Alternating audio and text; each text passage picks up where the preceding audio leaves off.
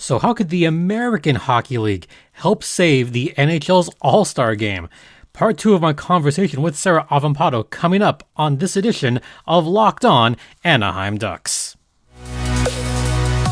You're Locked On Ducks, your daily podcast on the Anaheim Ducks, part of the Locked On Podcast Network, your team every day. Welcome to Locked On Anaheim Ducks, part of the Locked On Podcast Network. I'm Jason J.D. Hernandez, and this episode is brought to you by FanDuel Sportsbook, official sportsbook of Locked On. Make every moment more. Visit FanDuel.com/LockedOn today to get started. So this is part 2 of my conversation with Sarah Avampato, formerly of Locked On LA Kings, now part of the Calder Farmstead. And the reason we talked about this is because we wanted to see if there could be any ideas implemented from the AHL's All-Star Game to the now struggling NHL All-Star Game. This is literally a continuation of the previous episode. So without much further ado, here is the rest of that conversation with Sarah Avampato. Enjoy. So this might segue into something else that I want to get into. The NHL, not so fun. The All-Star Game, boring as heck. Yeah. Pacific was in it for just one game and then lost, and then all of a sudden you're like, well, that's it. It was boring. Yeah. The ads were just kind of like all over this place. What can the All-Star Game itself, not just the skills, because we've gone skills, right? The game itself, can it be saved? Can we do anything? Should we bring back the USA versus the world? Like, is there a solution? Yeah, I mean, I think part of it is like, yeah, you need to find some kind of gimmick, whether it's USA versus the world, or, you know, if you maybe do like, I hated that stupid fake World Cup thing they did. Like, it was totally made up. But the thing that everyone still talks about years later is that Team North America, the like all the guys under 23 or whatever it was. And I feel like there's a lot of potential for an All-Star Game to incorporate something like that, which then also brings in your Trevor Zegrases and like your young players who are, you know, the whole thing of that Team North America was like, look at these guys, they don't care about the rules, they're just doing what they want. You know, there's potential for something like that, or like, it's a fine line because it's hard to do without getting too gimmicky, but like, you know, you've seen sometimes leagues be like, oh, this is the money puck. If you get this one in the net, you get 4 extra points, or like, this is the confetti puck, and like, now confetti's like, you can do something gimmicky with the game to make it not just a standard 3-on-3 up and back down the ice over and over again. That's a very good point. I think we're backtracking here because something I forgot to talk about that we had a good convo about, like off air, about gimmicks for other sports. Like, how can you incorporate that? Because you and I saw a few minutes of the Pro Bowl games. They're now calling it. It's no longer the Pro Bowl. Okay. But you had this really cool flag football, but now they're not wearing helmets. Now you don't have to have the whole conversation of, oh, these guys in pads are not even trying. They're not even like tackling. They're barely touching each other. And then during the Pro Bowl games, you actually had a little bit more action. You could see everyone's personalities. Helmets are off. They're just wearing their T-shirts. And there was even one really hard hit on that game. Like, you don't normally get that, right? Right. Like, what like the heck? Occasionally in hockey, like I know in the NHL All-Star Game, like I saw something on Twitter that like Dylan Larkin got some crap from his friends for how he did in like the skills competition part, and he basically, like Michael Jordan meme, I took that personally, and like tried really, like he was like back checking in the game. He scored like a hat trick or something. Yeah. So, you know, occasionally guys will find like a personal motivation to try real hard. But yeah, like the Pro Bowl thing was interesting because I feel like football in particular has always gotten a lot of crap for their All-Star, Pro Bowl, whatever format, because it's football. They're 100% not trying. And so they move to this like flag football thing, and it's like, it's gimmicky, but everyone knows it's a gimmick. Like, and everyone's in on the joke basically. And those guys, like, they looked like they were having fun. And so I don't know, like, I feel like we had that briefly when they first changed it to 3-on-3. Right. for the NHL. And like those first couple years, like it looked like people were sort of enjoying themselves. The one in LA, they looked like Right. they were having fun that year Right. still. Yeah. And like got like John Gibson, like you were saying, like tried really hard, you know. That's one of the best things about the 2016 All-Star game. John Scott was the MVP, but I still remember there were still some Ducks fans, not a lot, but some, that said, where's the John Gibson love? Where's the Right. Corey Perry love? Right. Corey Perry got the lone goal in the championship game. John Gibson played otherworldly. Yeah. Yeah. John and so, Scott out, like, but still. yeah, so like They tried. Those first couple years of 3-on-3 when it was like a novelty, I feel like they tried, but the novelty's worn off. Now 3-on-3 is just a regular part of their lives, you know. So like, do we turn it into like a ball hockey thing? Do we take the skates out entirely? Like I don't think so, but like you have to find something else to make it fresh. Ring hockey. Yes. Ringettes. Yeah, that, oh my God, that'd be amazing. Or like, I don't know, suddenly they all play lacrosse. I don't know. But, you know, but like there needs to be something that clearly the fun of 3-on-3 is gone. Like also in regular NHL, the fun on 3-on-3 is gone. Oh, because God. now everyone just plays to get to the stupid shootout. Like whatever. Yeah, so like That's another topic. right. So like when I was watching like the Pro Bowl stuff, it was really refreshing to see these guys having fun, enjoying themselves. You know, they're playing the game like we said, they're wearing hats. Like you can see their faces. Yeah. And I even saw some like people talking on Twitter both about the Pro Bowl and about like the skills competition of like, oh, these guys have faces. You know, and if you want to talk about marketing the league, it'd be nice to know what they look like. Exactly. I mean, I think I only put on the Pro Bowl games just as a lark for a couple minutes because it was the only thing on. I was like, you know, let's give it a try. I'm the kind of person that's like, I'm not going to poo-poo it. I'm going to give it a try to see what it's like. I've gotten better about that. But actually sticking around to watch it for maybe half an hour, we're like, where's the fun in the NHL for this? Right. And like, you know, the guys in the Pro Bowl, like they score a touchdown and then, you know, the NFL, and it's a whole other podcast of like, the NFL really cracks down on fun in games. Like you celebrate too hard and you get a penalty or whatever, the no fun which is league. incredibly stupid.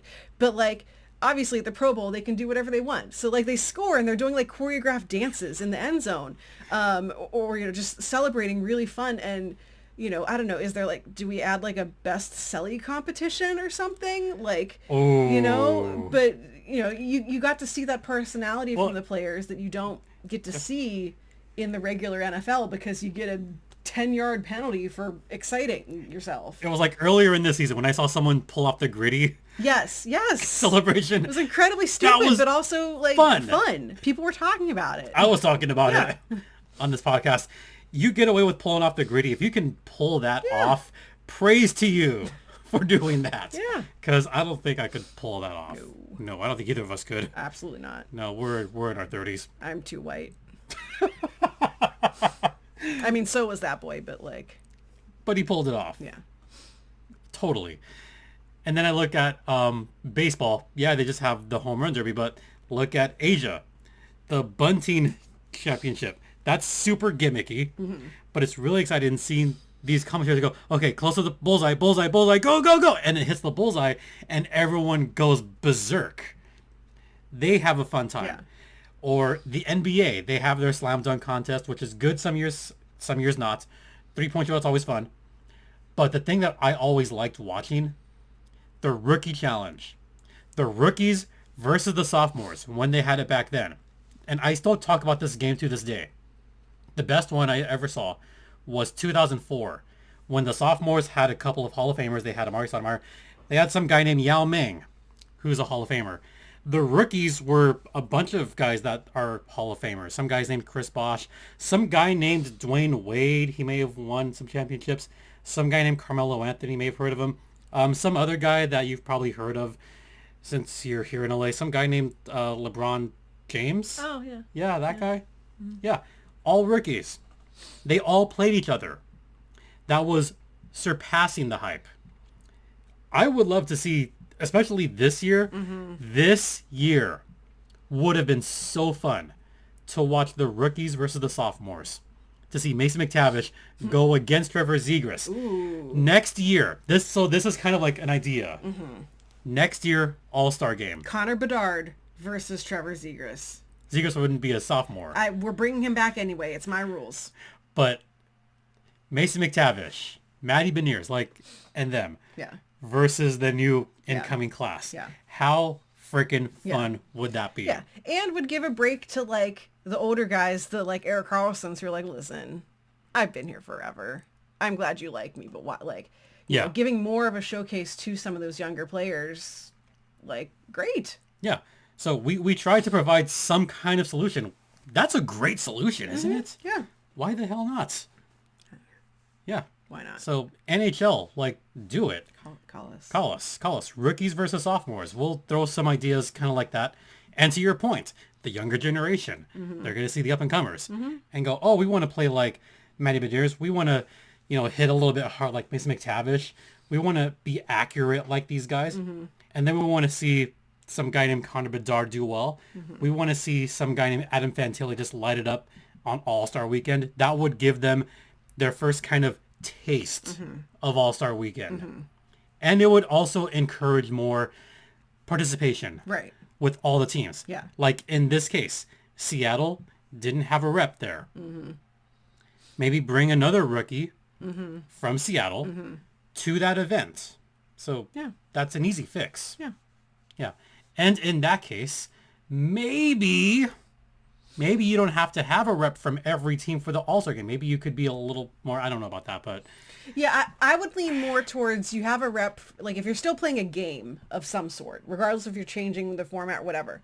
Like, I would say the game itself should have someone from every team, but when you're getting down to like skills competition, rookie game, like the flashy stuff, like, no offense, Coyotes, but like, is there someone on your team who, like, does every team have a guy who, like, fits a cat, like the AHL does it like is interesting because the AHL, like, everyone who goes has roles in the skills competition. Right. But sometimes that means that all you're really doing is like you're passing the like they find something for someone to do, but like they know that not every guy like is there because they're the hardest shot, you know, or the best, most accurate, whatever. Some of the guys just are distributing the pucks.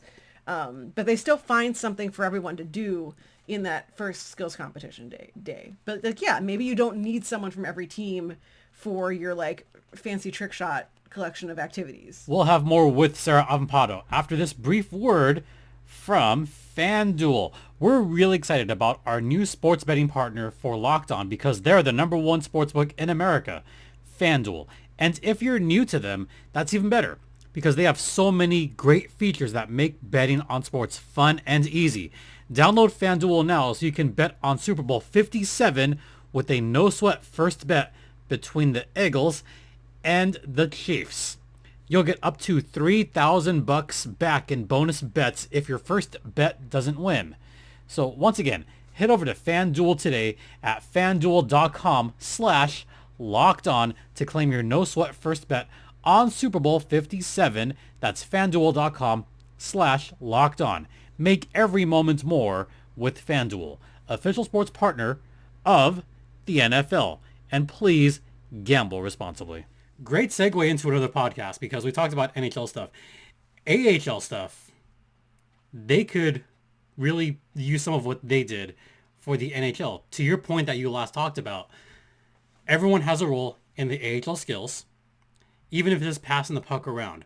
Their events can be very entertaining. It was entertaining. We saw the AHL skills contest yesterday. Those guys looked like they were having fun, right? Yeah, they looked like they were having fun. And I mean, one of the things that stood out to me for the AHL for like their skills competition stuff is that like nothing needed to be over explained. Everything is very simple. There's your breakaway challenge. There's a like passing relay thing where all three guys have to touch it before someone can shoot. Like that's the most complicated one there is, I think. Yeah. You know, like fastest skater, hardest shot. There's some sort of like the one where the goalies have to try to make as many saves as they can or whatever. Oh, we have two skaters on either side. They each shoot it 5 times, one at a time, and goalies have to like go post to post. Yeah.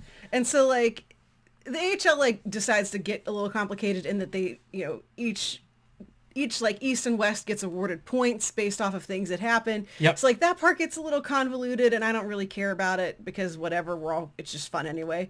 But like the events themselves, you don't need like a roadmap to figure it out. I remember when I went to the one in LA, when you walk in, they handed you like a card, like, you know, a big card thing that explained all the rules to everything. I was like, I shouldn't need a like Wikipedia guide to help me understand what's happening here. So I feel like in the attempt of making it fun, they've also made things like just way overly complicated. Like the AHL keeps it simple.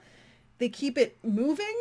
I have the AHL one in the other room. Yeah. I'm not going to leave it to yourself to go get it. I know. I have one somewhere too. But like, I feel like the AHL one, like, wasn't at like theirs was it was more simple. Theirs was more complicated because of the whole like you get a point for this, the other team gets a point for that. Like that makes it complicated, but like whatever.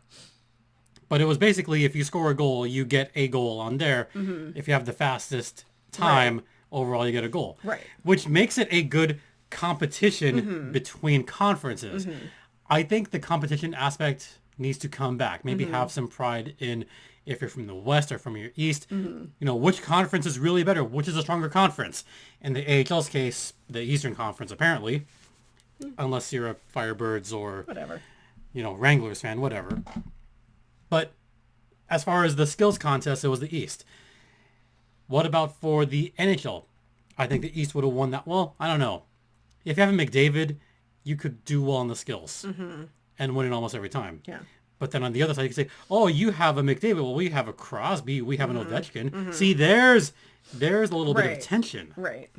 In this conference that you could have guys like Lukáš Dostal, who could be like a world-class goaltender. You could have Jesper Wallstedt, or you could have, you know, some unnamed guy from the Chicago Wolves. Yeah, that guy. Yeah. I should probably explain that. You should probably explain what happened there, because some guy from Chicago didn't get introduced. That was a kind of funny moment. Yeah, the PA announcer for the Laval Rocket accidentally skipped a guy. They skipped the Chicago Wolves captain. Also hilarious because he is French-Canadian. Yeah. Like they skipped Max Lajoie, one of the hometown players. The guy just read right past it. But he took it in stride. Yeah, he was like, whatever. And I love seeing some of the posts on Twitter about it. Like, oh, this is who we forgot. Like, I just love seeing it. But at least that part of Twitter had a lot of fun with it. Yeah. Yeah, and I feel like, you know, AHL Twitter enjoyed it. You know, it's their skills competition event, like I said, like they keep it moving. They keep it to a very tight like hour. You know, obviously the NHL has a lot more corporate sponsorship nonsense they have to deal with, which I feel like is part of the reason why this gets so like everything is like the Enterprise car, like Golfarama hardest shot blob, like everything has a sponsor. They have certain like marks they have to hit because of deals and stuff, like, you know, they have a whatever 2-hour block on TV probably. Like I know that it's a lot easier for the AHL to say this is our product, we're going start to finish, we're done. Like there's no random side tangents off into other stuff. There's no pre-recorded anything. It's just guys doing the thing and then they're done. I think the only one that was sponsored was the CCM Fastest Skate. That was it. Yeah. Well, I think like they But were that all was so in like, they passing. were all sponsored by things, but like it wasn't a big like. No, they just said it in passing. Right. Like the CCM this. Right. That was it. Yeah. I think only half of them were sponsored. Yeah. But even so, it's still fun to watch. Right. Because this is a Locked On Ducks podcast, we have to talk about the breakaway relay. This is part of the fun that I love. Lukáš Dostal is a freaking gem of a player. Aside from being just a nice guy. Yeah. The last part of that breakaway relay had a great moment towards the end where I forget whose kid it was. Like, I'm just blanking on Dumont. who. Dumont, yeah. Dumont for the Syracuse Crunch. Yes. So instead of him shooting the final shot, he brought his kid out for the final shot. And Dostal is kind of watching this like, oh, what do I do? Dostal understood the assignment. And he let the little kid score on him. But I loved little Dumont's reaction where he scored, he celebrated, then did this to the crowd. Yeah. That was a great celly. Yeah. That was amazing. Yeah. Dostal also had the guy who tried to bat Oh, in. that's right. He had the guy that tried to like, it was one of the Rocket players. Yeah, it was Anthony Richard. Richard, there we go. I think it was Richard. Yeah, it had to have been. But he was doing a little bit of flippy puck. He was flipping the puck on his stick during the breakaway challenge. Dostal kind of moving like, what the hell's going on here? So flippy, flips it way up, swings like a baseball bat, but Dostal just saves it right there. But Dostal saved it and showed him the puck and flipped the puck in the air. I was like, chef's kiss right there. Yeah, which like shows like talent and fun. Mm-hmm. Where is that in the NHL? Yeah. The AHL did that so flawlessly that even some of our fellow writers have said, is it just me or is the AHL skill contest more fun? Yeah. It totally is. Yeah. Way more fun. Yeah. It's just, it's so efficient. There's so much less, I mean, it's televised, but it's not televised in the same way. Like, again, like there's fewer ad breaks because they don't have a bunch of commercials to air. Like there's on the NHL network where your only commercials are like, do you need more gout medicine? Like, you know, it's not like it's on NBC and there's like, we need time for commentary. Like, you know, they can be much more efficient about it. And like, I mean, that problem all boils down to capitalism, but that's a whole other podcast. It's not gout. It's diabetes. So I'm kidding. Same difference. You know, random disease here, random pills here. Right. Or random, let's try these pots and pans, you know. Right. Or like, do you need life insurance? Are you going to die? Well, the average age of, actually, no, I take that back, because the average age of people watching on TV on NHL Network, probably a little bit older than the average fan watching on ESPN, which is another issue. Can't wait till it's on TNT next year. Oh, is that really going to make it any better? TNT tends to have more fun. Okay. You have to admit, they have more fun. Okay. But back to our original point, back to the AHL. Sure. Even though it's Laval, Quebec, Canada, and it's negative a million degrees out there, they're still having fun. Yeah. And they want to be there. Mm-hmm. You know, yeah. I mean, I'm sure I jokingly said this like, Podorowski probably just wants to be back in Palm Springs in the nice weather. But being an All-Star is a great honor. And I'm sure he would have wanted to be there, even though he's done it before. Yeah. You know, Potts has been an All-Star, 2-3 times? Probably. Yeah. But he is legit injured, which sucks. Yeah. I'm sure all those guys wanted to be there because it is still a great honor to be an All-Star in any league, no matter what. Yeah. And a lot of the players, you know, you can see after the AHL skills is done, they have the glass down. What do they all do? Yeah. They sign autographs. Yeah, which I think is really neat. Like, I don't think that would ever fly in the NHL. That would not. People are too insane. Like, someone would, like, throw their freaking baby at Sidney Crosby or something. Yeah. But, like, in the AHL, like, it's a much more chill, like, family-ish sort of environment. Like, yeah, they take all the glass down from the boards, and after the skills competition, the players come, they sign jerseys, they sign people's programs, like, and there'll always be one or two guys who stay the entire, like, until everyone who wants a signature, like, you know, has got it. And I think, like, a lot of these guys, especially, like, your, like, kind of lifer AHL guys who have been around the league for a long time, like, they get what that league means. Yep. They get who their fan base is, and, like, they understand the responsibility towards fans that they have. I will say, though, so we both went to the AHL All-Star game when it was out here in California, Ontario. I don't know if you remember, it was during the speeches for, like, the Hall of Fame induction. Oh, the Hall of Fame, yes. Yeah. And so there was the one guy who was getting inducted into the Hall of Fame who I think was, like, a retired coach guy. Would it have been Fatorik, maybe? I think so. I don't know. It doesn't really matter who he was. The point is, it was a guy who was a retired coach, and he, you know, so there's this whole big ceremony where they, you know, induct people into the AHL Hall of Fame and all this stuff, and all the, like, the players all come down and sit for it. And the guy who was giving this speech, like, actually turned and directed his attention to all of them, and he was like, "People are watching you." He's like, basically, like, if you don't want to be here, tough. I don't care. Like, that's right. He gave them a very, like, come to Jesus tough love talk about, like, fake it till you make it, basically. And, like, some of it was more geared towards, like, yes, I know that the AHL is not where a lot of you guys want to be. You want to be in the next step. You want to be at the NHL. But, like, this is where you're at. This is where you're at right here, right now, this ballroom in Ontario, California. Like, and you have to, like, you know, suck it up. And, like, you never know who is watching you. Your next opportunity could come from someone who is seeing you in this room, and maybe someone's going to not want to, like, trade for you or, you know, call you up because they saw how poorly you behaved at an event that maybe you didn't want to be at. So like, I don't know that I would say it's universal that these guys all want to be there more than the NHL guys. Like, that guy would not have given them that speech if he didn't notice guys just clearly, blowing it off. But I think that there's more people there. In general, again, especially with like the lifer kind of guys, like, they're so much more down to earth. And they get why they're there, and they get the role that they play and the importance that they have. But yeah, there was a few veteran guys in particular that really liked that speech. One of them, Matt Molson. Oh yeah, that makes sense. Who was the captain for, I think, the Eastern Conference that season. Yeah. He was one of those that kind of took that speech to heart. He said, you know what, like, I hope more younger guys can really take that to heart and see it. Because remember, like, you're right, every player was there. I talked to Maddie for a couple minutes afterwards. He loved that speech. Yeah. Ferk liked that speech. Yeah. But Ferk is also a tough love kind of guy. Yeah. But he was having fun. Yeah. But that's kind of the difference with the AHL All-Star game.